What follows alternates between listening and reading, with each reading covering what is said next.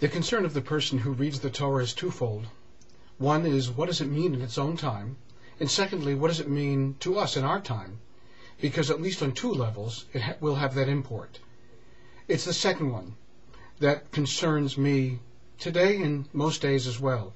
For in today's reading, Zot Torah Ta'olah, this is the Torah, the law of the sacrifices that were to be offered up, means this is the way that the Kohanes and the rest of the people were supposed to officiate at all the sacrificial rites in the temple times and pre that in the tabernacle, in the Mishkan. But for us, the concern is best expressed by the Maharal of Prague, who said, as a comment to this is the Torah of the sacrifices, that which was offered up.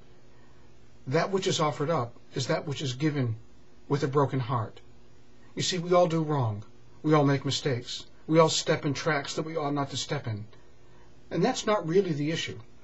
What is of greatest import is what we do after we've placed our feet into those tracks that we ought not to have stepped in. Upon realizing the fact that we've done wrong, our heart should break.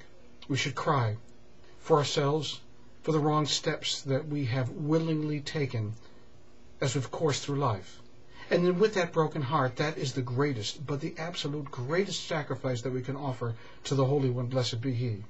The sacrifice, as the Maharal says, of a broken heart.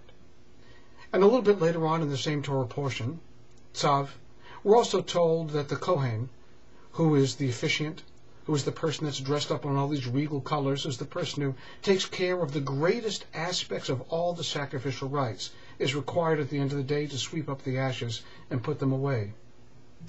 Why? For the same reason as before. We're supposed to clean up our own mess. And maybe a more opportune message could not be offered on the eve of Passover, and certainly on the eve of Shabbat HaGadol, the great Shabbat. It's important that we be responsible for ourselves, for our own territory.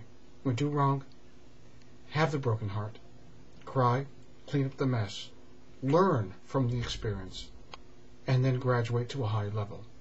Wishing all a beautiful Shabbat on the eve of the greatest Shabbat of all, the one that falls just before our own personal and collective liberation.